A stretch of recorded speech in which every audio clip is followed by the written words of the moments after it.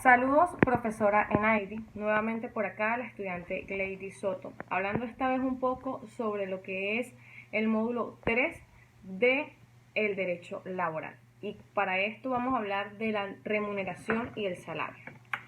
Y iniciando por aquí, la remuneración o el salario es provecho o ventaja, cualquiera que fuere su denominación o método de cálculo, siempre que pueda avalarse en efectivo, que corresponde al trabajador por la presentación de sus servicios o prestación de sus servicios. Comprende la comisión, las primas, gratificación, participación de los beneficios, utilidades, sueldos, bonos vacacionales, así como los días feriados, horas extras, bono nocturno, alimentación y vivienda. En el artículo 133 de la Ley Orgánica del Trabajo de los Trabajadores y Trabajadoras nos podemos hablar.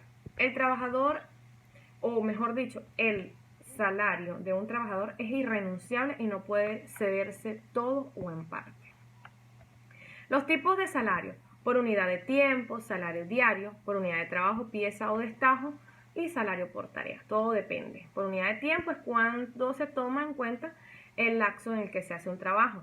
El salario diario es que se paga por día trabajado, y por unidad de trabajo, pieza de trabajo, es cuando se toma en cuenta lo que se realiza dentro del trabajo. Salario por tarea es cuando se toma una duración de un trabajo, es decir, le dan una tarea a un trabajador y este debe hacerla solo. Eso él cobra, ejemplo, por escribir un texto, $20, solo eso, ¿sí me entiendes? O bolívares en su derecho. Estamos tan relacionados hoy en día con el dólar que no hablamos de bolívares. La protección del salario. Insolvencia del patrono, son créditos privilegiados. El artículo 158 de la Ley Orgánica del Trabajador y Trabajadora nos lo expresa.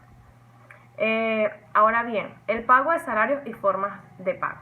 Mejor dicho, el salario debe pagarse en dinero efectivo, en su debido, en una cuenta bancaria, transferido, pero debe ser rápido. El día que se decidió pagar, ese día la persona debe tener disponible el dinero. No se te permitirá que se pague a un trabajador en mercancías, vales, fichas o cualquier otro acto representativo. Tiene que ser en la moneda oficial del Estado. El artículo 147 de la Ley Orgánica del Trabajo del Trabajo nos lo dice. El patrono acordará un lapso fijado para pagarle, bien sea, no puede ser mayor a 15 días, pero podrá ser de un mes, por lo que hoy en día se paga 15 y último, o primero y el 15. El pago de salario debe efectuarse en días laborales y durante la jornada de trabajo. Se verificará el lugar donde los trabajadores presten sus servicios, salvo por las razones justificadas si hubiera pactado en otro sitio de establecimiento. La participación en los beneficios de los trabajadores y trabajadoras de las entidades se establece en la Ley Orgánica de Trabajo de los Trabajadores y Trabajadoras, donde las empresas deben repartir entre sus trabajadores beneficios líquidos que obtienen al final del ejercicio económico anual. Bonificaciones de fin de año. El artículo 132 de la misma nos habla que dentro de los primeros 15 días del mes de diciembre de cada año debe estar establecida la convención colectiva, una cantidad equivalente a los 30 días de salario por lo menos. Unidad económica, en su artículo 134 de esta misma ley nos habla que aún en los casos en que esta parezca dividida en diferentes explotaciones o con personalidad jurídica distintas organizadas en diferentes departamentos, agencias, sucursales. No imputaciones de pérdida en ejercicio de años anteriores. Determinación del monto distribuible. El artículo 133 nos habla. Para determinación del monto, los beneficios y utilidades de los trabajadores se tomará en base a la declaración que hubiere presentado la entidad de trabajo. En las condiciones generales del trabajo, la Ley Orgánica del Trabajador del 2012 se encuentra la regulación de las condiciones generales del trabajo, estableciendo un conjunto de parámetros. Cabe destacar que el artículo 156 de esta misma ley impone que las condiciones generales del trabajo. Definición de la jornada extraordinaria. El artículo 178 dice que no se podrá exceder de 10 horas diarias. Las horas extraordinarias son aquellas que representan el tiempo adicional a la jornada de trabajo que debe cumplir el empleado. El descanso semanal y de los días feriados. Días hábiles para el trabajador todos los días del año, excepto los días feriados o de descanso. Cabe destacar que el artículo 184 nos dice. Y las formas de pago de las horas extraordinarias, lo cierto es que estas horas deben pagarse en una proporción mayor a las horas normales. Las vacaciones. Todo trabajador tiene derecho a un descanso continuo de duración determinada por la ley, que se reconoce que después de un año interrumpido ininterrumpido de la empresa con la finalidad individual de reponer el desgaste físico que tiene el trabajador dentro de la misma, debe proporcionarle sus vacaciones. El artículo 190 de esta ley establece las condiciones para el nacimiento de las vacaciones. El infortunio laboral.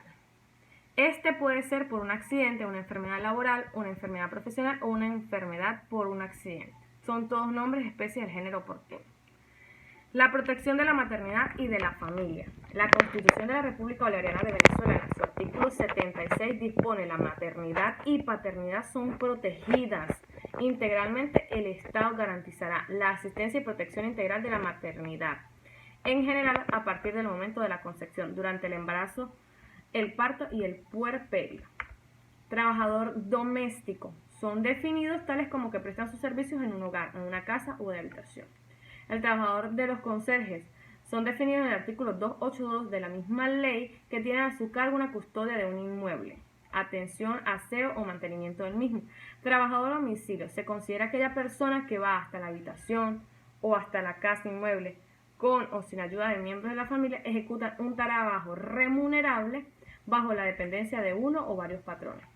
De los deportistas profesionales, el artículo 302 de la misma ley, que los deportistas que actúan en carácter profesional y mediante una remuneración bajo la dependencia de otra persona, empresa o actividad, son trabajadores. Trabajadores rurales. Cabe destacar que el ordenamiento promulgado en aquel entonces regula los derechos y obligaciones emergentes del trabajo rural, afincaba la diferencia de sus normas con las de la ley del trabajo del menor cuantía, es decir, las cargas económicas impuestas por el empleado.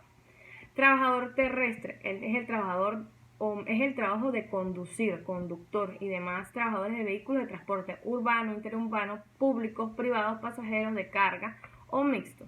Navegación marítima, fluvial y lacustre. Son aquellas que se encargan del régimen del trabajo a bordo de buques mercantes, embarcaciones para el transporte de personas y cosas en accesorios de navegación. Trabajador en el transporte aéreo es el prestado por tripulantes de aeronaves civiles. El artículo 358 de la LOT nos habla de ellos. El trabajo de los motorizados, o sea, quienes prestan un servicio de repartidores, mensajeros. Hoy en día hasta podemos hablar de los mototaxistas, con vehículos propios o de sus patrones. Son obligaciones especiales del empleador en esta especie de trabajo. El mantenimiento del vehículo, los gastos de combustible necesarios para la prestación del mismo, el costo del seguro contra accidentes y el suministro de uniformes, cascos y todo aquello que requiera el vehículo. Muchísimas gracias por su atención. Espero que haya sido de gran ayuda esta información.